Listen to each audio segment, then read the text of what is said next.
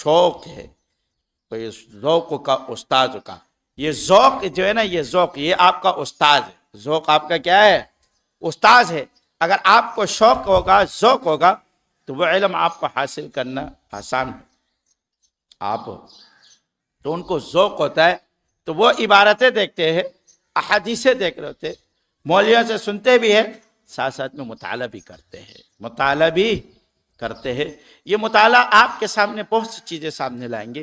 ہمارے اکابرین کہتے ہیں جب ہم کتابیں پڑھاتے ہیں، 22 سال ہو گئے بخاری، کسی کو 50 کسی کو 60 سال ہو گئے بخاری پڑھاتے ہوئے، کسی کو 40 سال ہو گئے، ہر وقت اس کا مطالعہ کرتے ہیں۔ حالانکہ وہ حدیث اس نے پہلے بھی پڑھائی، آج پچھلے سال بھی پڑھائی، اس سال بھی پڑھا رہا ہے، پھر بھی وہ مطالعہ کرتے ہیں۔ وہ فرماتے ہیں کہ جب بھی ہم کسی حدیث کا مطالعہ کرتے ہیں تو اللہ ہم پہ ایک نیا نقطہ کھول دیتا ہے۔ کیا کر دیتا ہے؟ ایک نیا نقطہ کھل جاتا ہے، ایک نیا علم کھل جاتا ہے، ایک نئی چیز ہمارے سامنے ظاہر ہو جاتی ہے۔ اسی لیے کہ علم پڑھاتے ہوئے، علم پھیلاتے ہوئے آپ کا علم بڑھے گا۔ کس کا علم بڑھے گا؟ آپ کا علم بڑھے گا۔ اگر آپ نے علم کو مفقود کر دیا اور آپ کسی کو نہیں پڑھاؤ گے، کنجوسی کرو گے، کیا کرو گے؟ کنجوس بنو گے تو بخیل ہو جاؤ گے، تو بخل میں آپ کا علم بھی ضائع ہو جائے گا، بخل میں آپ کا علم بھی، تو جہاں تک آپ کو حاصل ہوا ہے وہیں تک رہیں گے، آگے آپ کے اوپر کچھ بھی نہیں کھلے گا۔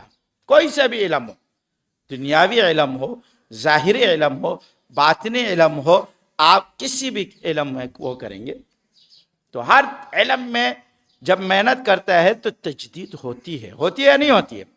پرانی گاڑیاں اٹھاؤ اور آج کی گاڑیاں اٹھاؤ، کتنی جدت ہے گاڑیوں میں، ہے یا نہیں؟ بہت جدت آپ کو نظر آ جائے گی۔ کیوں؟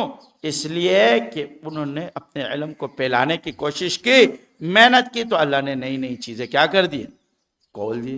موبائل اٹھاؤ، پرانے موبائل اٹھاؤ، 3310 اور آج کا موبائل اٹھاؤ، کتنی جدت ہو گئی اس کے اندر۔ انہوں نے اپنے علم کو پھیلانے کی کوشش کی، اگرچہ دنیاوی علم ہے، اگرچہ کیا ہے؟ دنیاوی علم ہے۔